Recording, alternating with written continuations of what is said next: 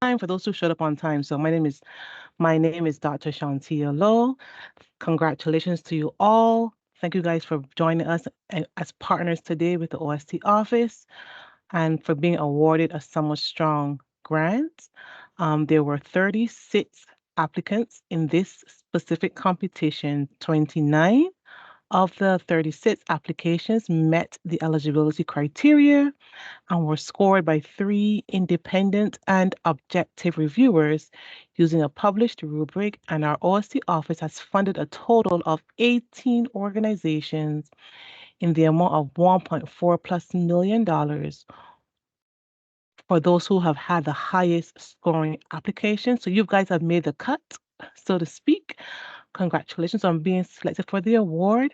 And we look forward to working with you all for the summer to make sure our kids have access to high quality summer programs. With that said, I will turn it over to my colleague, Shanna Sampson. Hi, thank you so much, Dr. Lowe, and hello again, Thank you. everyone. I want to echo congratulations. I want to also just take a quick glance here at our agenda and let you know that we will be covering a lot of information today. So if you are not on mute, if you can go ahead and do that so that we can move seamlessly through this presentation. I want to take the time to introduce myself to those who are not familiar with me. I am the Supervisory Grants Management Specialist for the Out of School Time Office. And today you will get the opportunity to meet various members of our team. But we do want to also know who is here. So we should have a link. Yes, there was a link just dropped into the chat. If you can please click that link and let us know who you are. We need to give credit to the organizations that are here. So if you can just quickly sign in using that link, then that would be great. And again, we're going to introduce various members of our team as we move through today's presentation. Because we have so much to cover, I'm going to get us rolling. So just first, we want to give you some overview information. The Office of Out of School Time Grants and Youth Outcomes, otherwise known as the OST office, is located within the Office of the Deputy Mayor for Education, which of course is part of DC Mayor Bowser's office.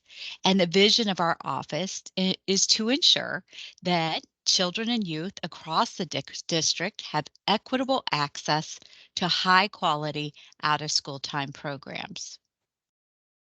Learn 24 is the name of the network that supports high quality programs for youth, and the OST office stewards the Learn 24 brand. So we're the OST office, but Learn 24 is all of us. It includes the OST office, you as grantees, as well as other important stakeholders, including the Out of School Time Commission. So you'll often hear us refer to you as Learn 24 grantees or OST grantees. So just want you to know it's one and the same. Um, each grantee will be assigned a grants management specialist. The role of the GMS is to provide support from award to closeout. Your assigned GMS or grants management specialist will serve as your point of contact for all issues and questions relating to grant agreements and invoicing and will assist you in resolving any grant issues. You will get to meet and hear from our GMSs today, and you will soon receive an email from your assigned grants management specialist so that you know who that you will be working with throughout the summer.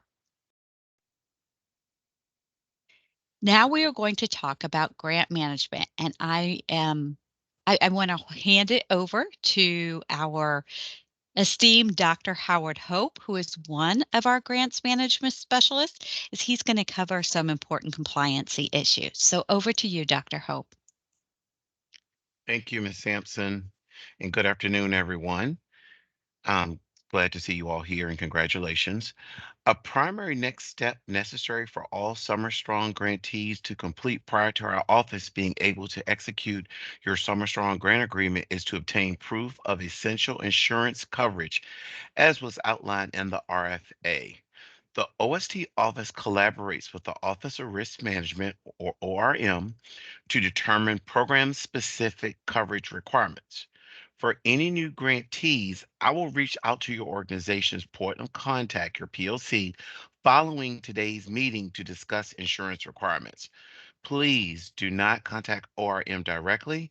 If you have any questions regarding insurance requirements, reach out to me at the email address listed here, howard.hope1@dc.gov. Once again, howard.hope1@dc.gov. And before you move on, Dr. Hope, I just do want to let everyone know that we will be providing this presentation following today's meeting. And I do want to go ahead and I'm going to hit record, which we haven't done yet. So I'm going to hit record and we will send out the recording as well as the presentation following this meeting. I already started the recording, Shana. Oh, thank you, Marcus. Go ahead, Dr. Hope. Okay, thanks, Ms. Hampson. For sake of time, I'm not going to walk through each of the steps listed here, but you will be provided, as Ms. Hampson just shared, a copy of today's presentation following this meeting, and you can reference these slides specifically so you understand the steps that must be taken to have your certificate of insurance improved by ORM. But I promise that I will be working with you directly and supporting you all in this process. And the grants management specialist team will collaborate together to support everyone's completion in this part of the process. This is another slide of the steps that you may reference as you're going through the insurance approval process, so you know where you are and what is next. Again, please note all steps must be completed prior to the execution of any grant agreement and before any services can be rendered. Another reminder, please contact me at the address here with any insurance questions you may have. Howard.hope1@dc.gov. Please do not contact ORM directly. ORM can be available for calls with grantees and their insurance agent, but all calls with ORM must be set up by the OST office. ORM, or the Office of Risk Management, will not speak with a grantee without an OST representative present. So just to make sure you're communicating with me so I can support and assist you through this process. And I'm looking forward and happy to do this for you.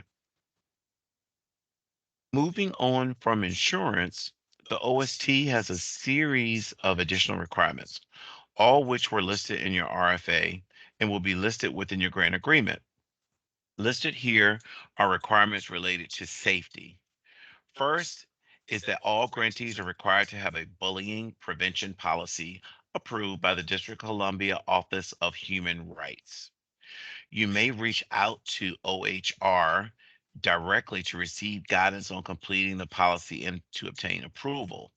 To do so, please email the point of contact, Mr. Ernest Shepard, at ernest.shepard@dc.gov.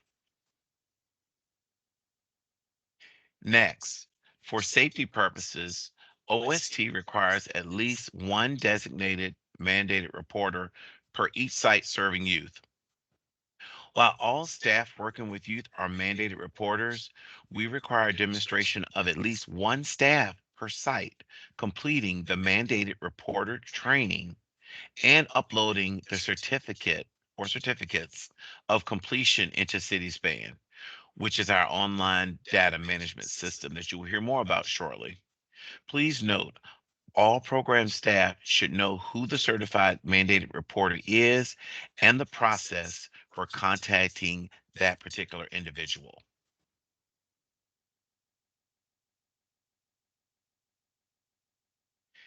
In addition, all OST grantees are required to have at least one person trained in CPR/first aid on site. The CPR personnel do not need to be program staff, but they must be on site at all times. Certificates should also be added to CitySpan, and all personnel should know how to contact the CPR certified individual on site. For TB, this is site specific, so if that site requires it, then they should have it.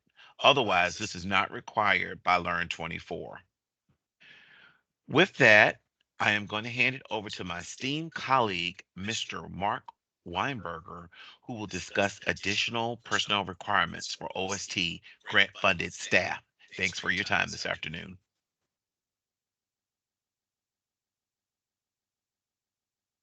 Thank you, Dr. Hope, and good afternoon, and congratulations to everyone. Grateful to see a bunch of amazing faces here, some familiar faces, and really excited for your summer programs.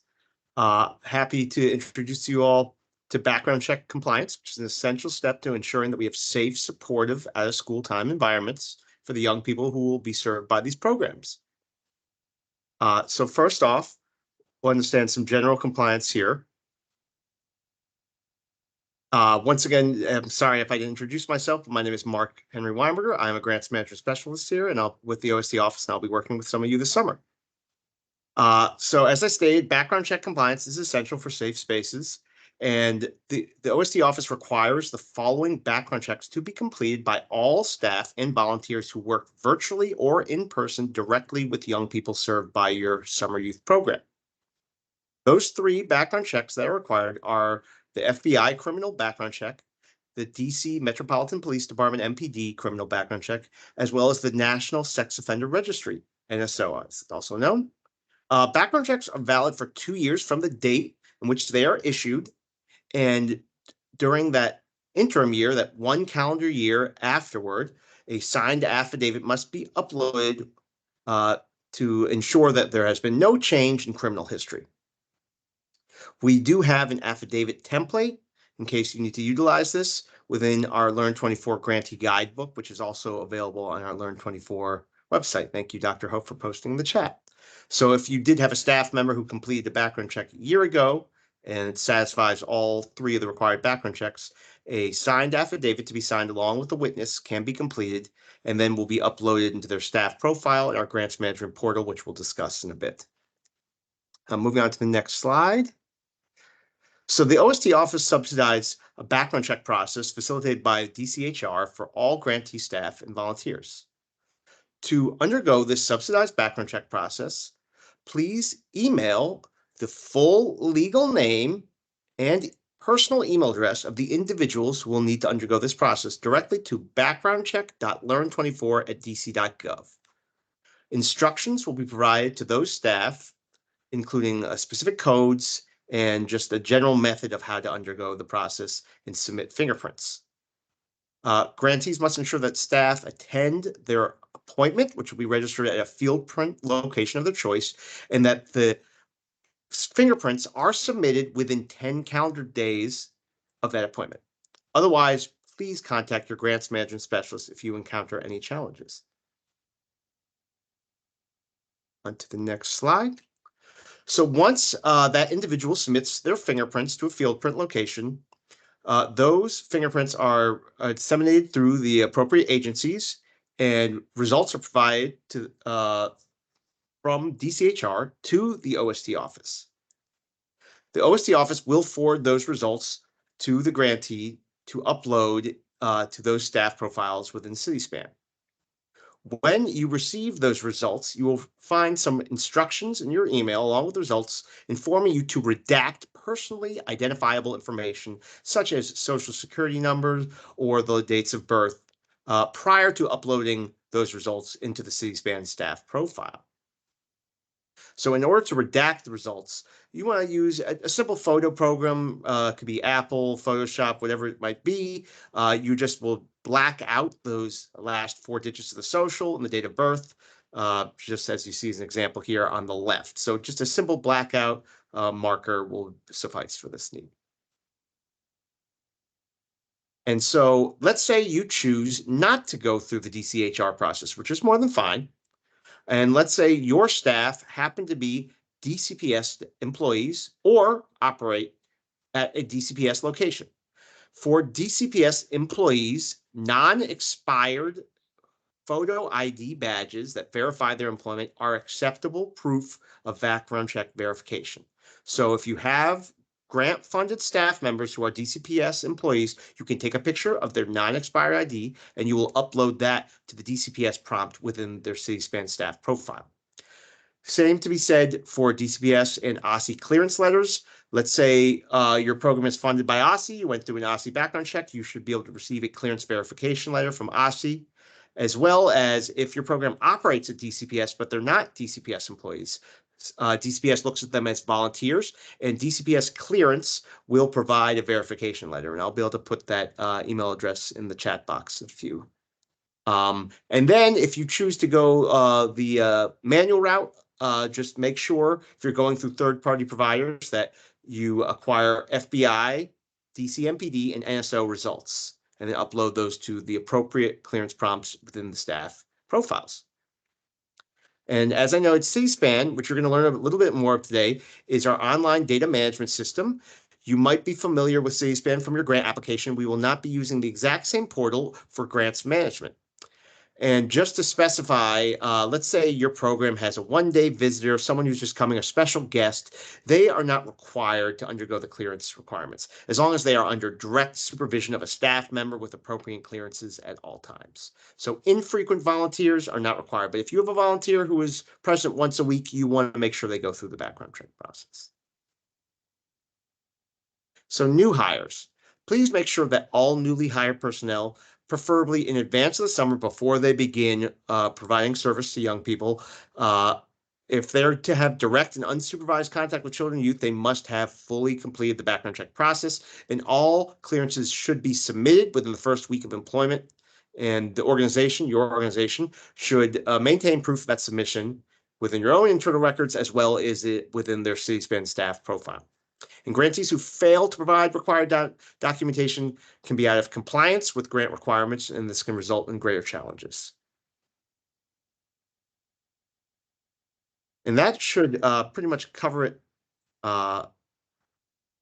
in terms of background checks. And so I will pass it off to my esteemed colleague, Mr. Marcus Shaw.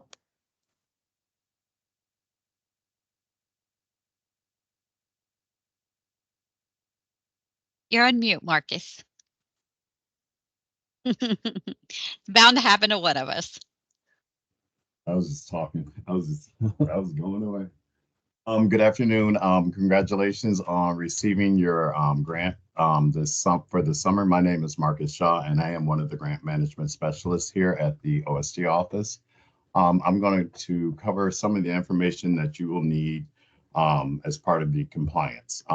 In addition to staff hiring and background clearances, you will begin enrolling your youth into your programs. We have included here a list of data points that you will need in your applications and enrollment forms, otherwise collect from families.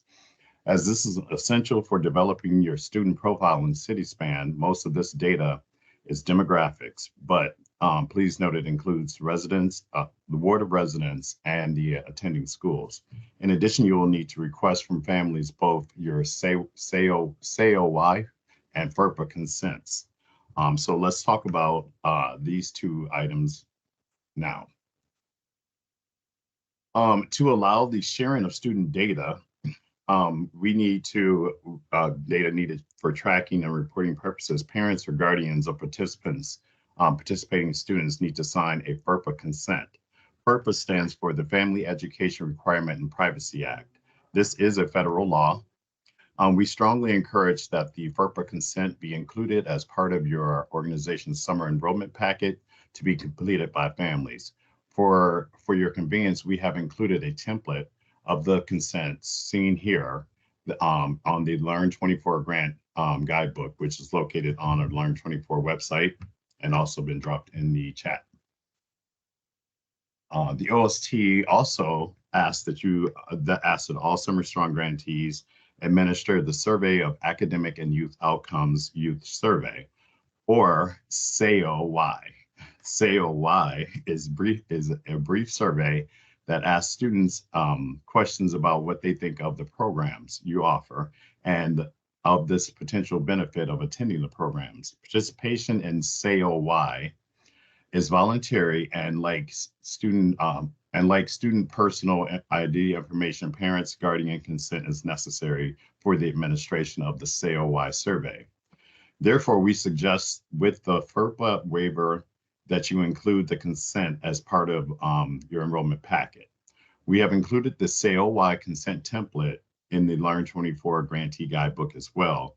Grantees are asked to administer the SAOY surveys to all participants who are 4th grade and above, assuming parents have provided the consent.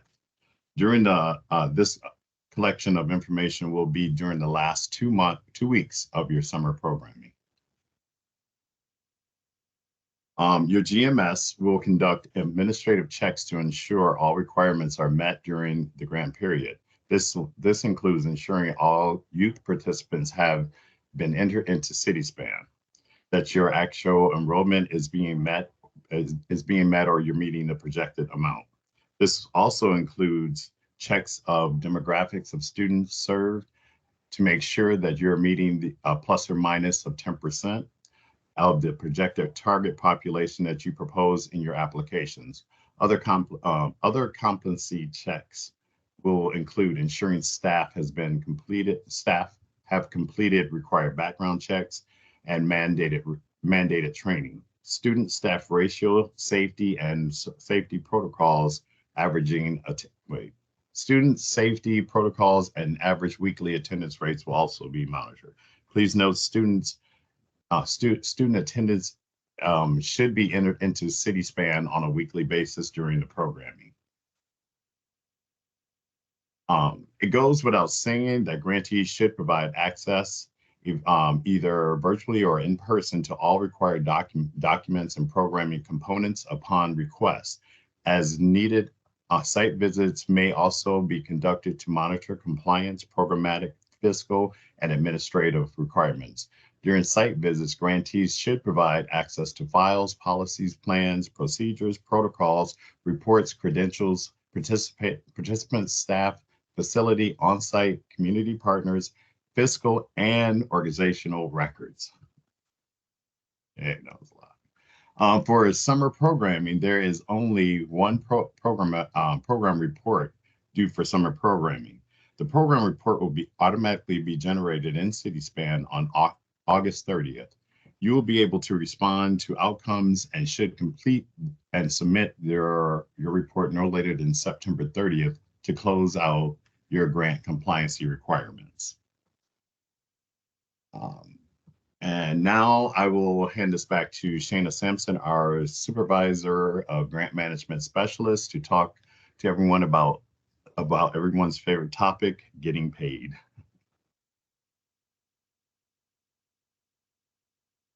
Thank you, Marcus. So all grantees must be registered in the DC Government Financial System, which is DIFS. If you're a previous grantee, it was DC Vendor Portal. It was a different system. So know that as of FY24, it is DIFS, and you need to register in DIFS to submit your invoices and to receive payment. To register, please follow the links that are provided on the screen. Please note that DIFS is managed by the Office of Chief Financial Officer, and so out of our purview for oversight. Therefore, if there are any issues in DIFS, they must be addressed with the DIFS team. But so while you want to contact them, you may always want to copy us just to keep us in the loop, or copy your grants management specialist so that we can provide support through the process. We may have to reach out to them on your behalf if you're running into issues. So just keep us in the loop, but you do want to contact the folks at DIFS if you're running into any issue, because the grants management specialists do not even have access to DIFS to see what is happening. So just want that to be clear. I'm not going to walk through each of these steps at this time, but you can reference this presentation later for a detailed understanding of the steps necessary for completing invoice processes. What is important to know is that your initial invoice must be submitted to your GMS prior to uploading it to DIFS. This is because we want to be able to review and catch any errors prior to you uploading it to DIFS, because once it's uploaded and if errors are in place, it will cause it to be rejected, and then the process starts all over. So we review, make sure the amount's right, the dates for programming, all of that, things that we know will cause an error. We will approve it, and then that's when you move forward to uploaded to DIFS, and this will just create a more speedier process, hopefully, for your organization. You can see here the Learn24 invoice template. You are not required to use this template, but we recommend it as it helps to ensure all required information is included that the DIF system requires. A copy of this template can be found in the Grantee Guidebook. I will also email it to you following this meeting, along with a copy of the Grantee Guidebook and the presentation from today. If you do not use this template, please just make sure you clearly illustrate all data points that are identified here. Now let's talk about invoicing. Grantees will submit 2 invoices during the summer. The initial disbursement of grant funds will be made after the full execution of the grant agreement. Now, remember that the approved certificate of insurance that Dr. Hope referenced before is necessary first step, and he's going to follow up with all grantees after this meeting to get that process started. So we have to have an approved certificate of insurance from the Office of Risk Management in order to execute your grant agreement. You're going to be able to start the process of completing your grant agreement today, but we will not be able, our executive director, Dr. Shantia Lowe, will not be able to sign off and execute until we have the approval from Office of Risk Management. Once that is done, and you have a copy, and you will automatically receive a copy of the executed grant agreement, you will be able, well, what that does for us is that we then are able to establish a requisition so that you can obtain a PO number, and that we do. Our office does, and then DIFS generates a PO number that they will email you. So once you receive your PO number, so certificate of insurance approved, grant agreement executed, you receive your PO number, that's when you can complete your invoice and send to us for approval. That's the process. PO numbers cannot be established without the executed grant agreement, and it typically takes 2 to 3 weeks. So that is number 1. Once the PO is received, your initial invoice may be submitted for 50% of your grant award. So if you received a $100,000 grant for the summer, your first invoice will be for $50,000. Grantees must then submit an additional invoice for review and approval by the grant manager as soon as you spend down half of that initial payment. So you spend down 25% of your total grant award, or half of that first installment. So you receive $50,000 from a $100,000 grant.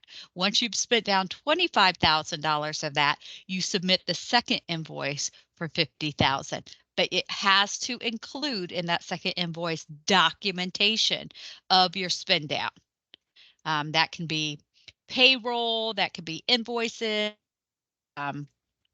receipts, whatever is necessary, or just a general ledger to demonstrate how you've spent down that first 50% of the initial disbursement. So with that, I'm going to turn it over to Kevin Cataldo, who is the manager of our professional development arm, or the Institute for Youth Development. Kevin? Hello, everyone. Thank you, Shanna, and congratulations on your grant awards. I'm going to talk to you just briefly about the Institute for Youth Development. We provide free professional development training for folks here in the District of Columbia and beyond recently. We do both in-person and virtual workshops, and you can find that information on the webpage that is here listed with some of our upcoming workshops, and we'll have a slew more over the summer as well. And then my contact information is there if you do have any questions. Kevin.cataldo@dc.gov. Next slide. Additionally, since we are the quality assurance arm, the Institute for Youth Development will be conducting program site visits during your summer programming. Please check your emails because you will be receiving emails from the IYD staff.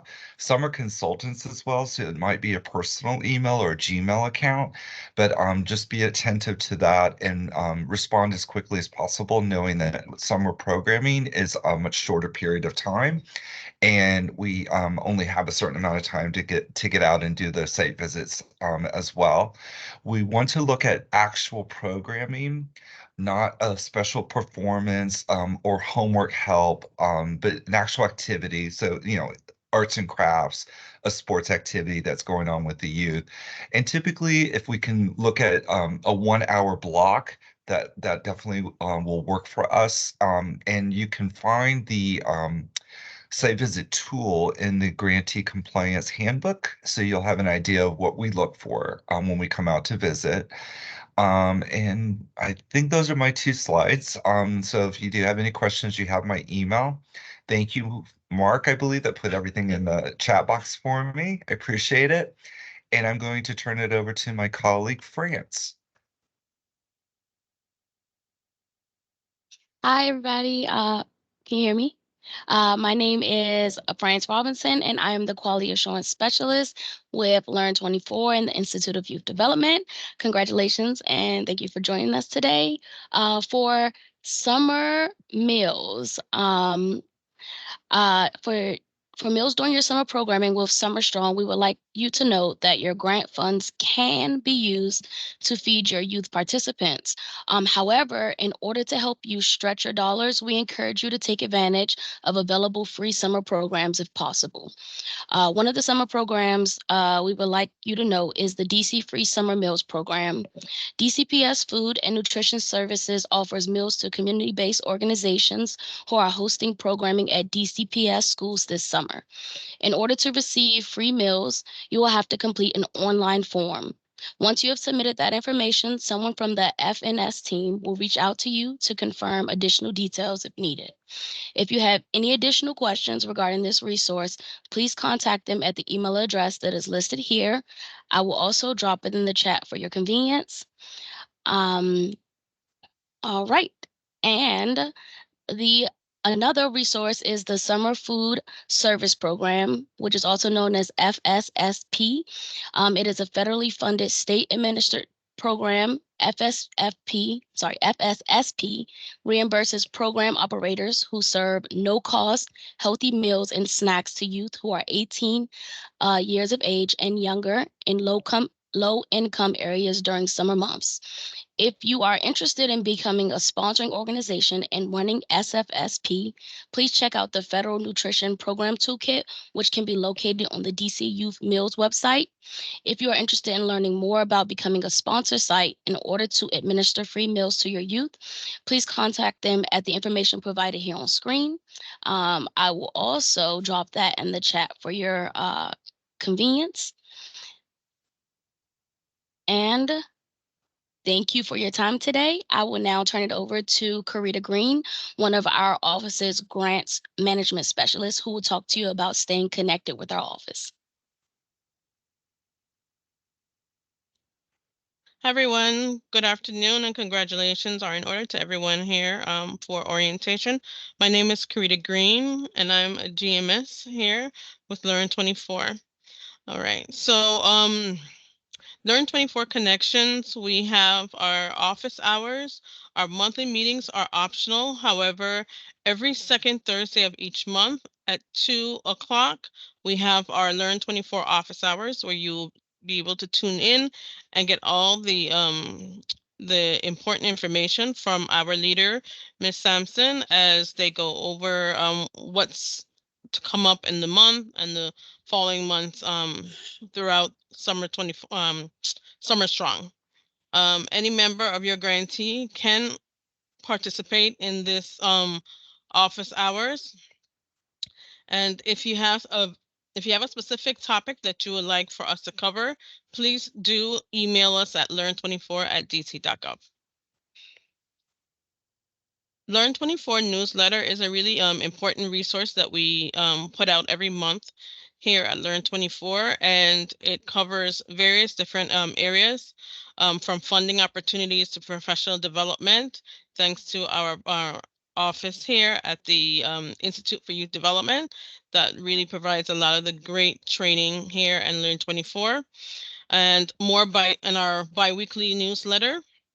We also post job openings. We highlight up and coming day-to-day events throughout the district. And Learn 24 newsletter, you can learn more about OST programs. And to sign up for this newsletter, you can email us again at learn24@dc.gov. Learn 24 contacts our genuine inquiries is our email learn24@dc.gov. Our grants management team is our leader is Ms. Shayna Sampson, and here is her phone number 202-341-4910, and her email is listed here as well, with all the other grant managers that will be assisting you guys this summer for Summer Strong 2024. Okay, Learn 24 contacts our Institute for Youth Development. Our leader is Kevin Cataldo, and we have our Poly and Technical Assistant Specialist, Ms. Renee Abdullah. We have our data manager, DeAndre Garrison. And we just added our new person in the Institute. It's not there, but it's France Robinson. Okay. And our last but very not least, our leader of Learn 24 OSC office, Dr. Shantia Lowe, our executive director. Her information is here as well.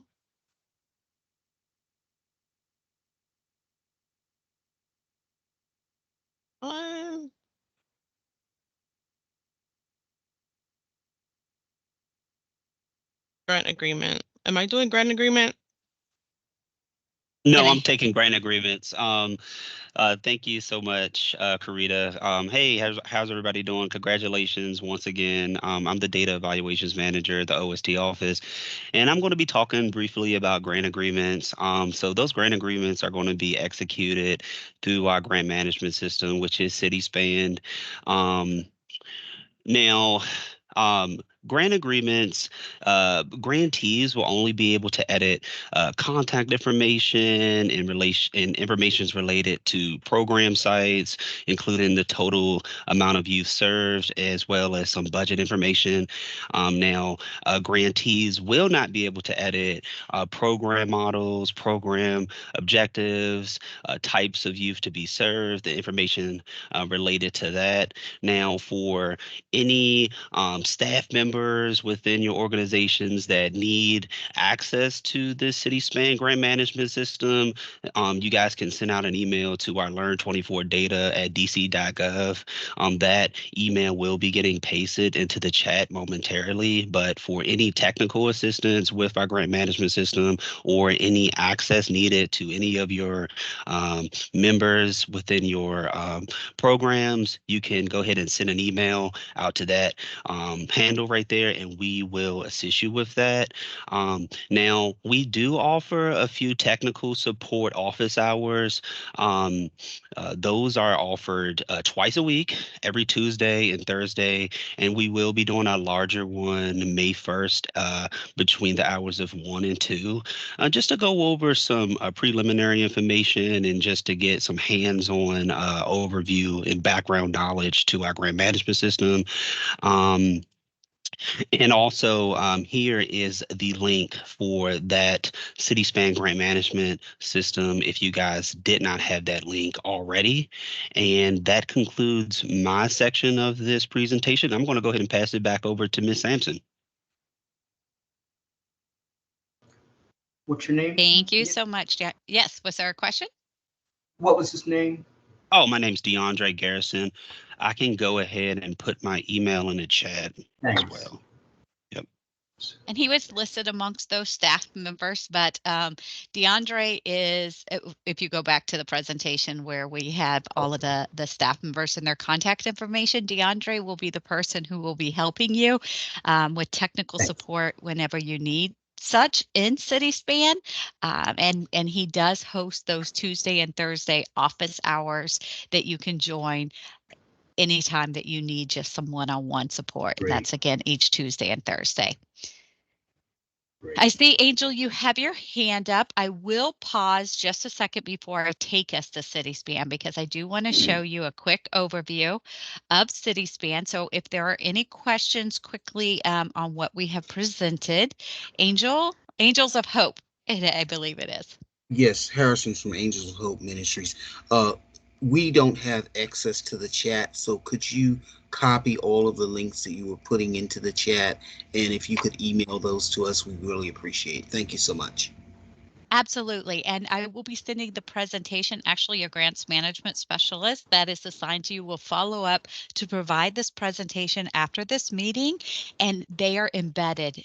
Everything that we have been referencing through the slides, the links are embedded in the slides. So you will certainly have access to them. Thank you for bringing that up. Shanna, just a little part about 25% spin down. Yes. I know the first invoice has to come in upon due grant agreement and PO and established. But just say that part that you said about the 25% spin down. Yes, and please know that second invoice. everything that we've shared today will repeat as we go along. You will receive reminders from your grants management specialist on all of the information as it's due. But the process, to recap, your first invoice is 50% of your grant award. So if you received a $100,000 grant award, you will invoice us for $50,000. Once you have successfully spent down half of that, which is 50% of the first grant or first invoice, or 25% of your total amount, right? Because half of the first 50% of your grant amount is 25% of your total grant amount. Okay. So you would then, once you have successfully spent that down, you're going to send the second invoice for the second 50%. Mm-hmm. Along with documentation of your spend down. So we just need to see that you're, on track for spending down. You've spent down 25% of your grant award, and then you're invoicing us for the second half of your grant. And you don't give dates of when all the awards come in, but the process is as soon as you send the agreements in, then awards are issued. Is that how it usually happens? As soon as the grant agreement is executed, that is when we can get you a requisition number, and your PO number will be issued through DIPS. As soon as you receive that PO number, you want to put your invoice in. I'm going to give everyone, just a real transparent warning here. There's some things that operate outside of our office that are out of our control, and as part of this payment process. And there's two of them. One is getting the certificate of insurance that has to be completed by your office with your agent. Yeah, with your agent, right? And it needs to be approved by the Office of Risk Management. So we assist you, as Dr. Hope said, you want to contact with us. He's meeting regularly, at least once a week, with Office of Risk Management to go through where each of the certificates are and getting them approved. So that's out of our purview, in that we don't get to approve them, but we really push Office of Risk Management to get those approved as quickly as possible, because that's what then allows us to execute your grant agreement. So once the grant agreement is executed, then we upload it, and and a PO number is issued. There's a little lag time sometimes with the Office of Chief Financial Officer getting those PO numbers issued. So like I said, it sometimes can take 2 to 3 weeks. So as soon as we can get the certificate of insurance, we're going to get the grant agreement executed like the same day, and we will get it uploaded to the system, so that then we have to wait on the Office of Chief Financial Officer to turn over that PO number. But as soon as you get the PO number, then you can submit that invoice. We will approve it the same day or within 48 hours. And then it's just a matter of you being issued payment. Now, OCFO does require up to 30 days for payment to be received. So that's what I'm saying. Like, there's some time Sure. lapse in all of this. We wish we could cut you a check today and send it to you, but we have to go through these other agencies and And everything it's has, important you to know. get to Office of Risk Management. It's important to get to Office of Risk Management, and whose office? Dr. is- Howard Hope is That's going to be Dr. the, Howard. I see him yes. right here. Okay, He's going to send you an email Got that it. you're going to start that process today. okay. Thanks. Of course. And we are your grants management specialist is going to be able to answer all of these questions as they come up again and again. We are here, and I just want it to be very clear. You know, we're talking a lot today about compliancy, but our role is never to say, oh, you didn't do that. Oh, gotcha here.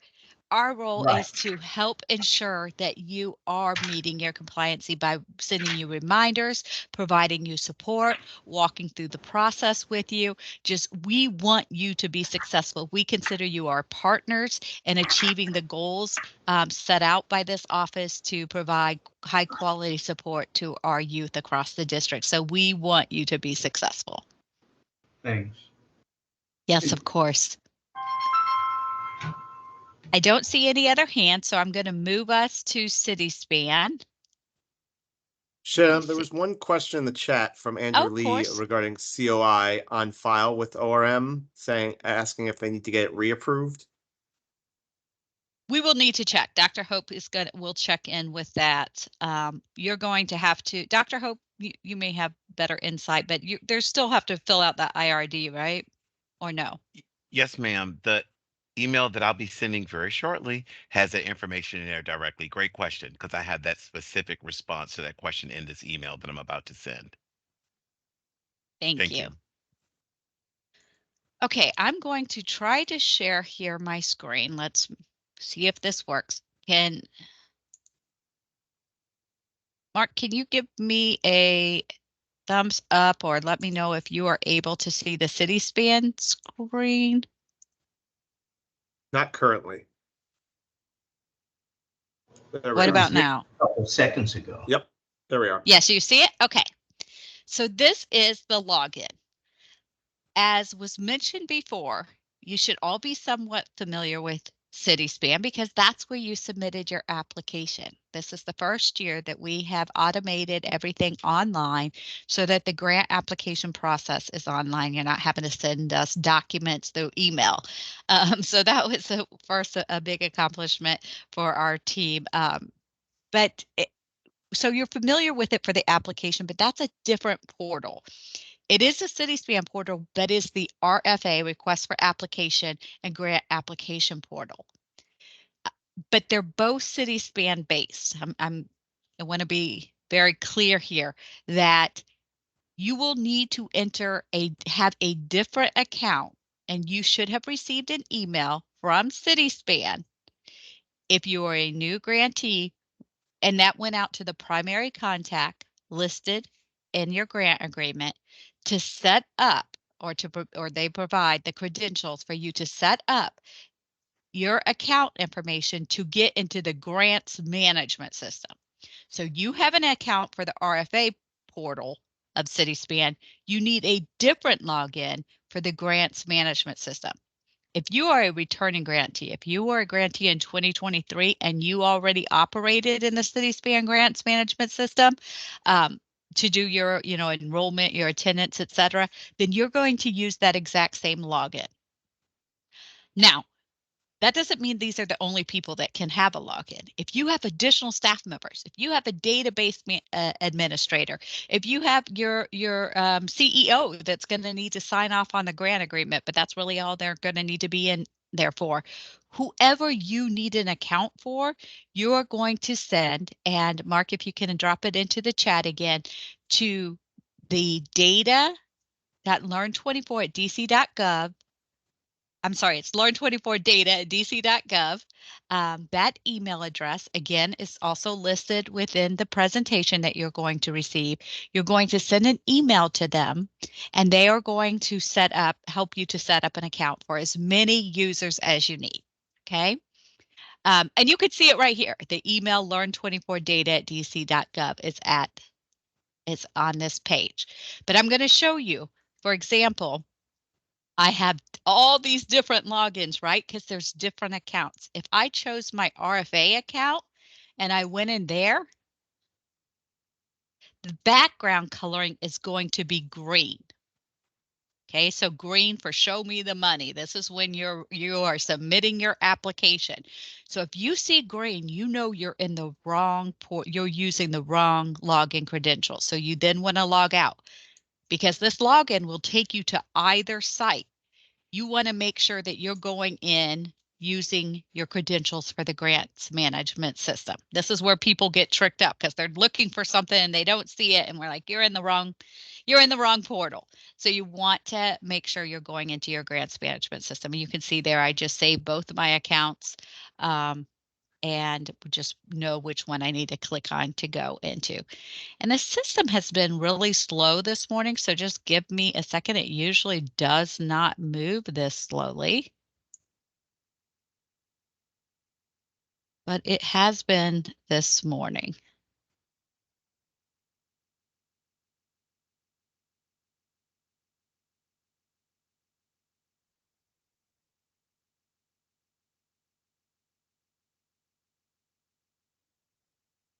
Well, oh, there we go.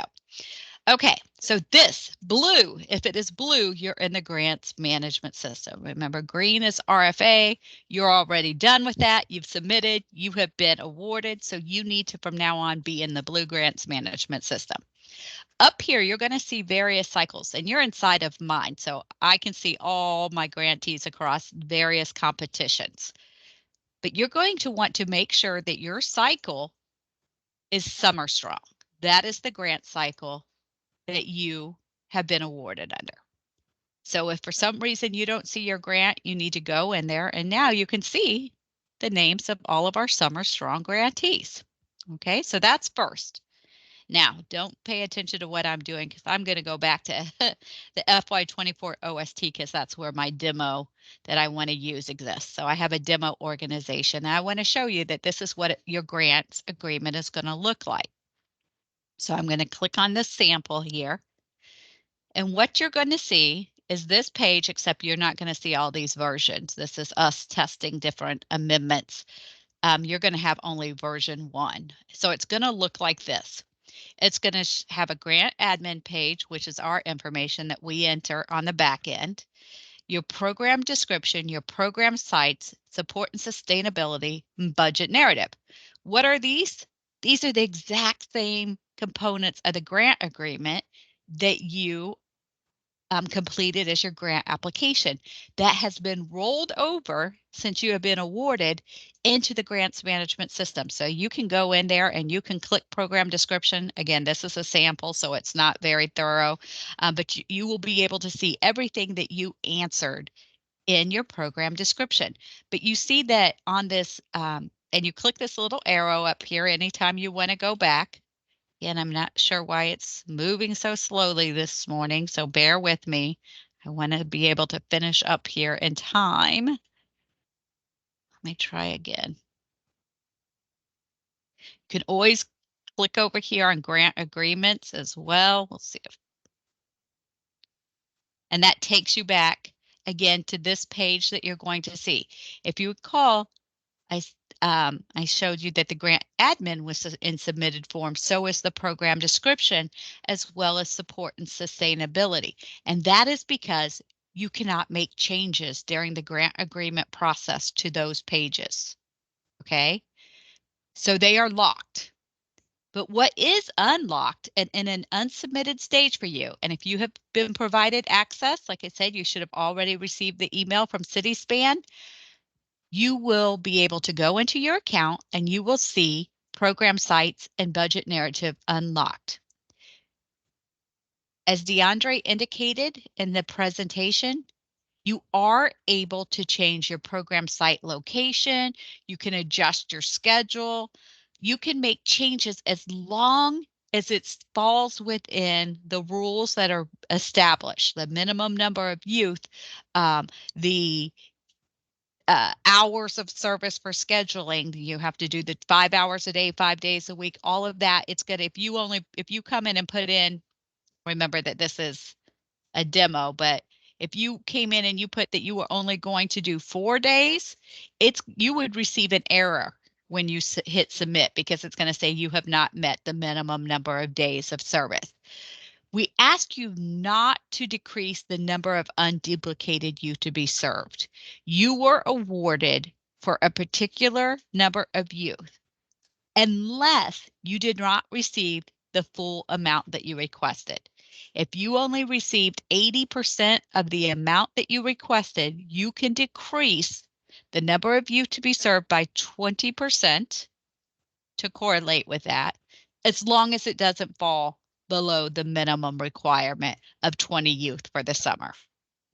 So if you were serving 50, you received 80% of the grant, you can decrease that by 20% because that's still going to be far above the 20 minimum required. So then once you have made any adjustments, so say sample site 3 is no longer, your site is no longer going to be at the community center in your neighborhood, you're going to work at the school community. You can go in and change the location, update the any information, the address, the ward that it's in if needed. And if you need to change your schedule, you're going to say, hey, we're not going to work from 10 a.m. to 10:30 on that day. It actually needs to be 9:45 to 3:45, right? You want to make sure you hit your minimum hours. Again, this is a demo, but in the actual, it will let you know if you're not meeting the required hours. You can save as you go over here through this little icon, the save button. But once you're done, you're going to go up here and you're going to hit submit. And that's going to lock it for you. You're ready to move forward in your grant agreement.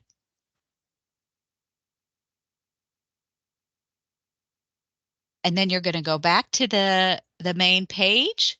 And the next thing that's unlocked is your budget narrative. Well, so you see, it's not going to let me move forward to budget narrative until I submit the program sites. And for some reason, the system is running, of course, a little wonky this morning. Every once in a while this happens, but it doesn't. It typically runs pretty quickly. They must be having some issues on their end. But what you have to hit submit, and it didn't take the submit, but it'll show up as submitted once you do that. And then you can go into your budget narrative. Let me try that submit again. Oh, indicates required fields or invalid data. So see, there is an error there, and it's telling me I clicked Monday. If you recall, I went back and added a day, but I didn't put a time frame for when my youth were going to be served on Monday. So now I have Monday's time, and then I'm going to go up and hit submit, and hopefully it'll go through that time. But for sake of time, as we're waiting for this system, the next thing that you can go into is the budget narrative. You cannot change the total amount that you have been awarded, but you can change your line items that you submitted within the budget. And the page is going to look just like it looked in the grant agreement. And say you need to move some money from your contractors into your staff personnel, or from your contractors into your supplies. However you need, to adjust, you can adjust your line items, and then you're going to hit submit. So we're allowing you to do that. Again, I don't know why this isn't taking, but for the sake of time, again, that's where you're going to go into budget narrative. You're going to make any changes that you want within your line items, and you're going to hit the submit button just as you did in the grant application process. And then you're going to go in. This will be in an unsubmitted as well. And you will go in and you can sign. This is where you sign off on your grant agreement. You will be able to see within this tab, it will also have a link to your grant agreement. You want to review this because this is just the addendum. The grant agreement that you will see within section 6, and I'm going to ask them to list it down here as well, will show you all of the legal provisions that are just general grant agreement language. Shouldn't be anything that is alarming to anyone, but you do want to make sure that you're reviewing before you do your application sign off. You're going to want to click and review your full grant agreement, and everything that you see here will show up as a PDF as an addendum to that grant agreement. Again, I apologize that we're not able to access this system as well as I would have liked to been able to for the demo today, but hopefully once you get in there, this will look familiar. It looks like the grant application. You can submit where you need to. And once we receive your certificate of insurance, then our executive director will go in and execute it. That will send an automated email to you with the full PDF of the grant agreement. You can see on each of these, you can click to see the PDF. But that will be sent to you automatically through the email, so you have it for your files. You can also always come back into CitySpan to review any of your individual forms. On May 1, remember, and we're going to send out an invite today for the May 1 training, DeAndre is going to walk you through the next step. Once your grant agreement, and you can go ahead and get started with this, even as your very important point, even while you're waiting for your grant agreement to be executed, if it's not executed by May 1, once you're trained, you will be able to go in and add your participation and your staff. You need to add all your staff members and their background clearances. You can start enrolling your youth. You will not be able to take attendance until it's fully executed, but you can get your staff and your students and loaded in the system. So we are at time, so I want to see if there's any questions. Harrison, you have your hand up again, or was that from before? No, that's from before. Okay. When are we disallowed to make changes? I'm not sure I understand that question. Nicole, do you want to clarify?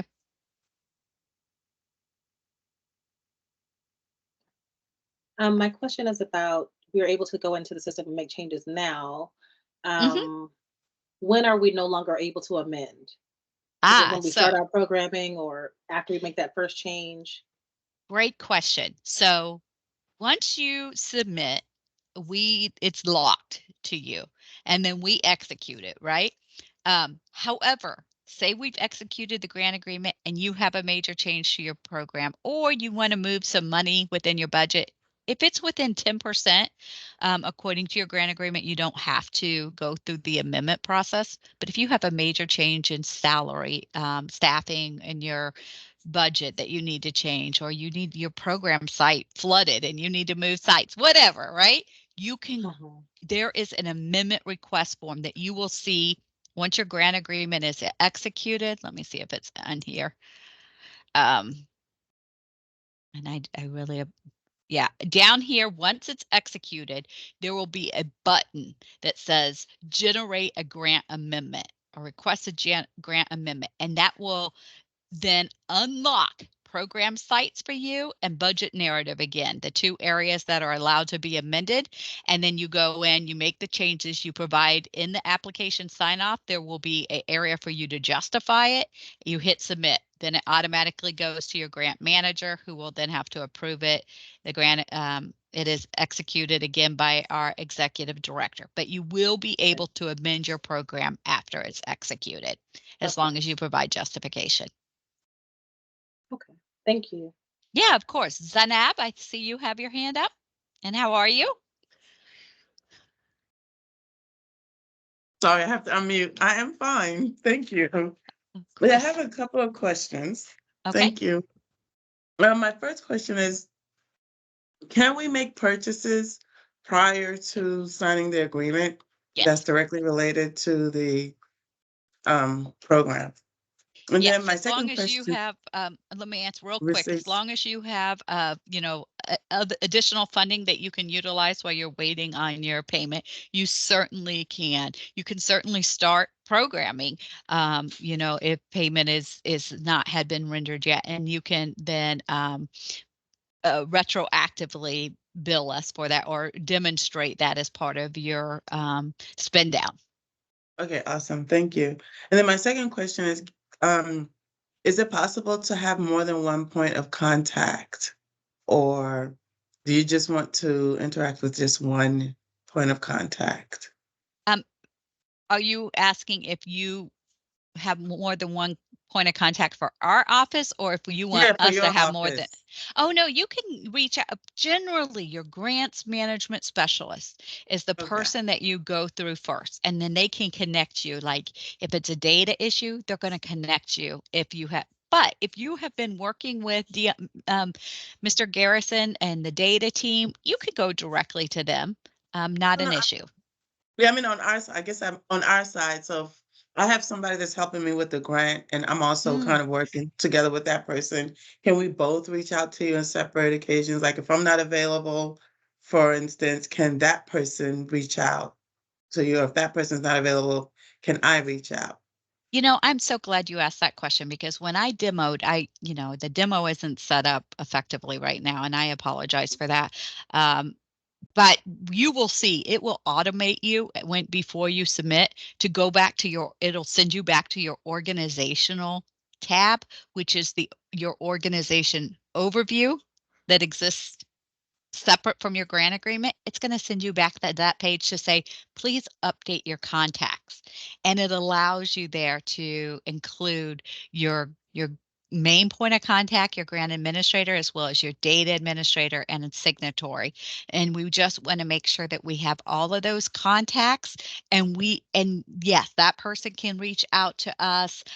We can also share information when we send like general notifications. We will send it to anyone that's listed in your contacts. Awesome. All right. Thank you. Yes, of course. Thank you for asking that question. Was there anyone else with their hand up? I know there's a lot of information today, but we are going to be here throughout this process. So don't feel like we're not computers. You cannot, data download. We're going to continue to be human with you and walk you through this entire process. Okay.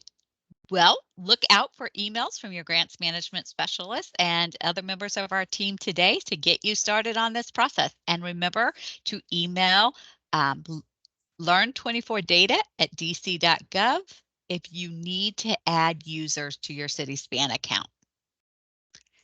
And I'm going to put it in the chat one last time, but learn24data@dc.gov. All right. Thank you, everyone. And again, congratulations. Enjoy this spring day and let's,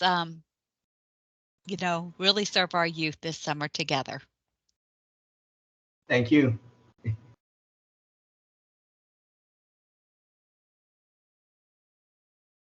Shanna. Yes. 5 days a week. Yes. 5 hours a day. That's the requirement. Yes.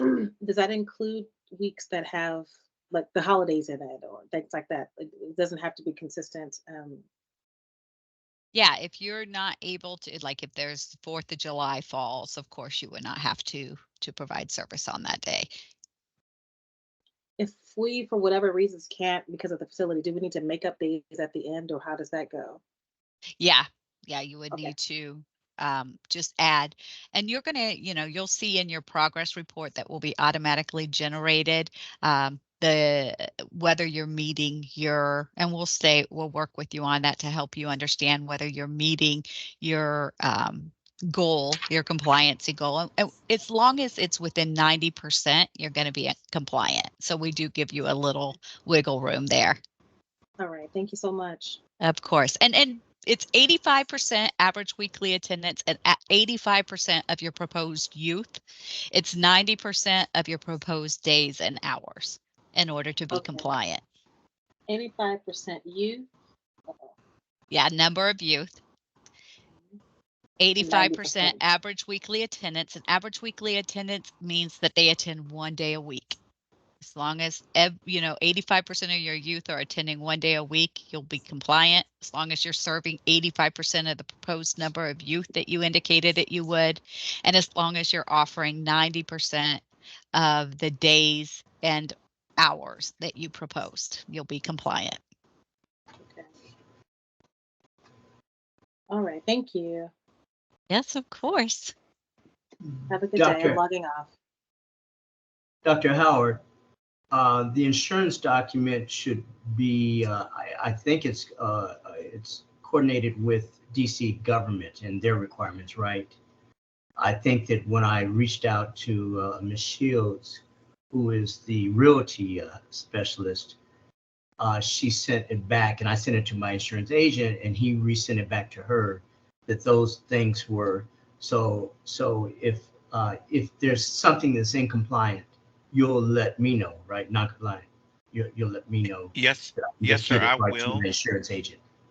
I will, yes, sir. And I've already sent out the document just a minute or two ago, my email to everyone. So I'll definitely make sure that I see your email as well. But Okay. I will, that information has been sent and I will respond to you directly. And I am collaborating directly with the Office of Risk Management. Okay. Oh, great. And I Great. have a designated personnel from their office who works with me, as Ms. Sampson indicated earlier, on a weekly basis. And I also can speak to that person more frequently as needed during the grant competitions. And do you send our information to Elect Insurance COI to the Office of Risk Management, or do we send that directly to them? No, to send everything directly to me. I will To you, handle and then all the, I will okay. facilitate the entire process, and I'm happy to do it for each of you. As I indicated in my email, I will send everything over to them. I actually upload information on your behalf Okay. to them. Okay. Shannon, I wasn't able to thank you, Dr. Oh. Shannon, I wasn't able to sign in. I tried to click and nothing happened. So how do we, can you put that back up? Yeah, I'm so sorry about that.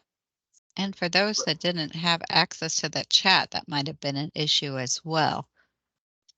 So should we just put it right in the chat? Yeah, I can't.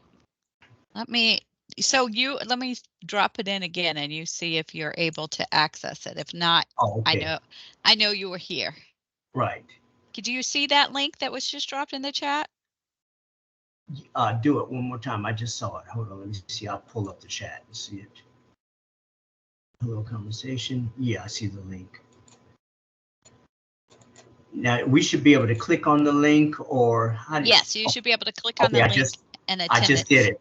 Okay, it worked. Awesome, great. Thanks. Hi. Yes, of course. Hi, Shannon. This is Bill Stroud. Yes, hi. Hi. I just missed was there an attendance we have to fill out for attendance at this meeting?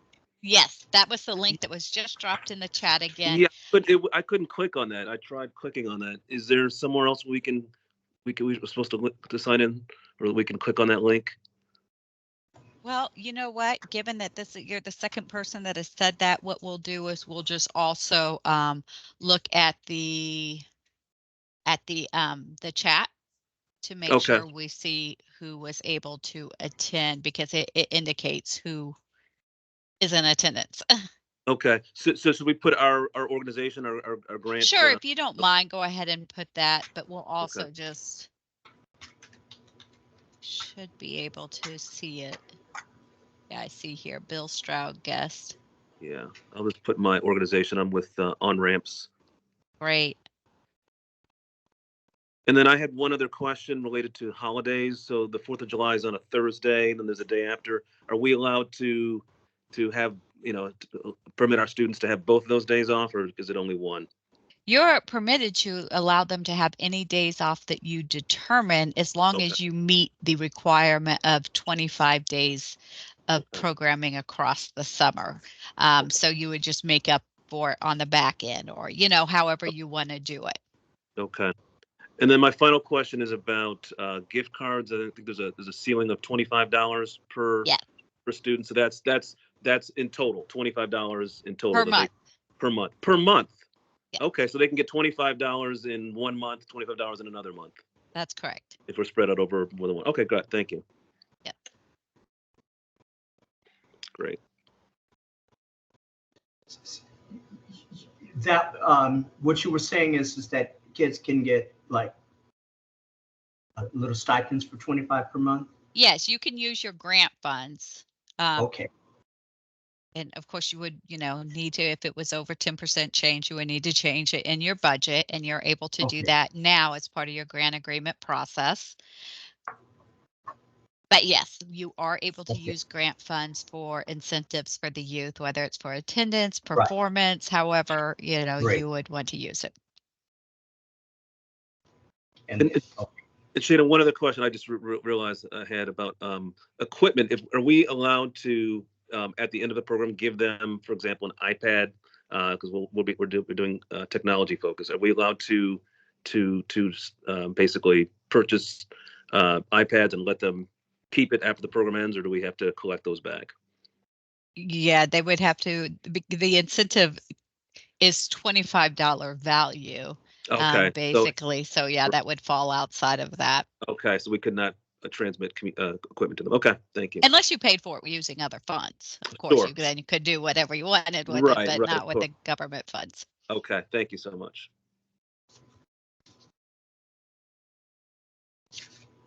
Okay, well, I am thankful again for everyone being here and looking forward to an awesome summer, and we will be in touch with each of you. Thank you. Thank you. Nice Thank you. seeing you. You too.